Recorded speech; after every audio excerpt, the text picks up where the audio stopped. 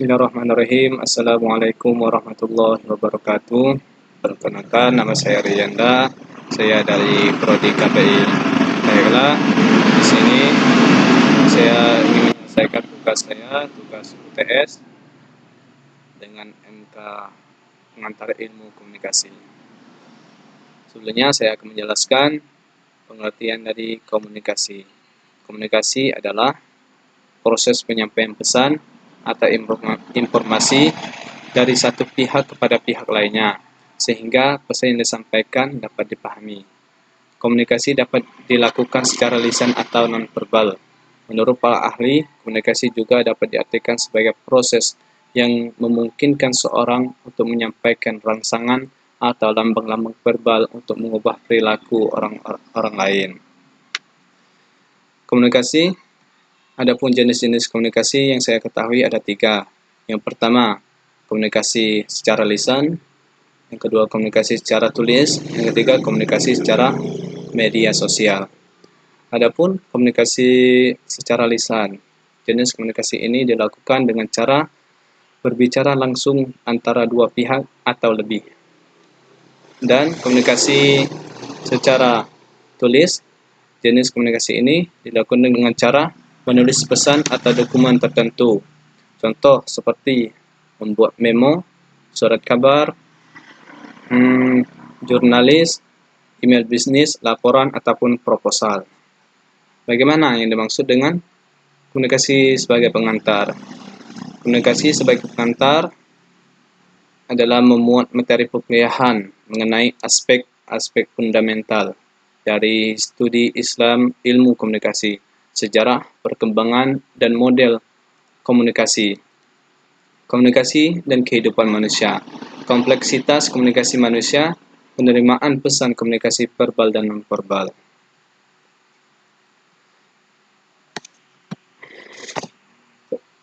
Bagaimana cara kita komunikasi menurut para ahli?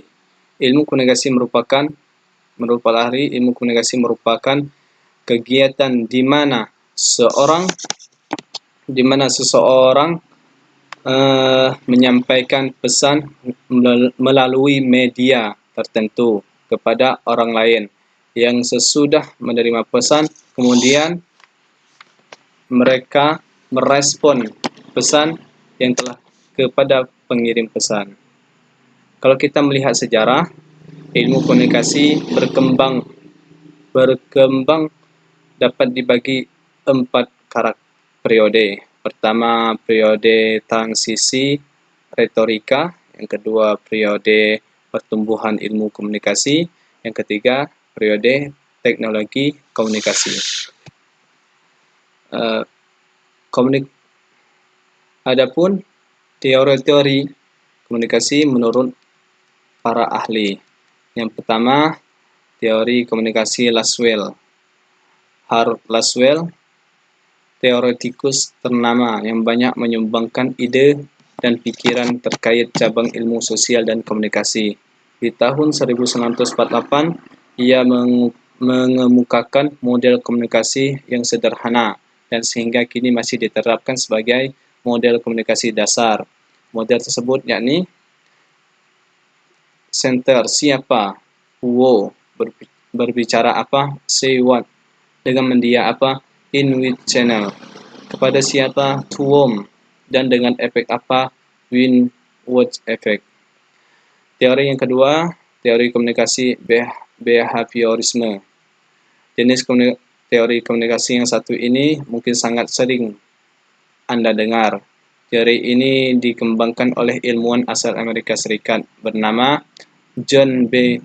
Watson pada tahun 1978 sampai 1958. Menurutnya, teori behaviorisme ini mencakup semua perilaku, termasuk tindakan balas atau respon terhadap suatu rangsangan atau stimulus. Artinya bahwa selalu ada kaitan antara stimulus dengan respon pada perilaku manusia. Jika stimulus atau rangsangan yang diterima seorang telah teramati, maka dapat diprediksikan pula respon dari orang tersebut. Yang ketiga, teori humanisme. Teori ini berkembang oleh Nesnel 1977 yang diilhami oleh perkembangan psikologi humanisme. Komunikasi humanisme pernah diimplementasikan dalam dunia pendidikan melalui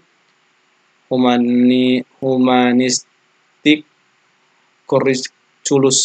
Isi teori lebih menekankan pada pembagian pengawasan dan tanggung jawab bersama antar peserta didik, dengan harapan nantinya peserta didik dapat menyesuaikan dalam kehidupan masyarakat. Yang keempat, teori informatif. Teori ini dikembangkan oleh Shannon dan Weaver pada tahun 1949.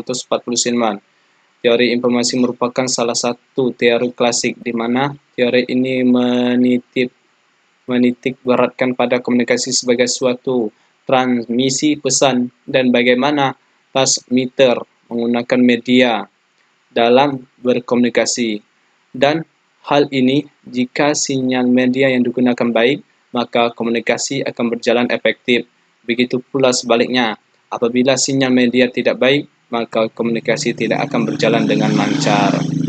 Yang kelima, teori Angela setting.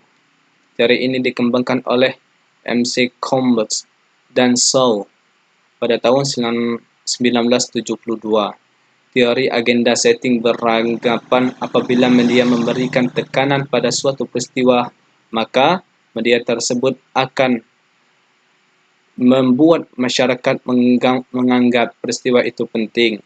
Dalam hal ini, media mempunyai efek yang sangat kuat dan mempengaruhi asumsi masyarakat, sehingga akan muncul asumsi bahwa apa yang dianggap penting oleh media akan dianggap penting oleh masyarakat.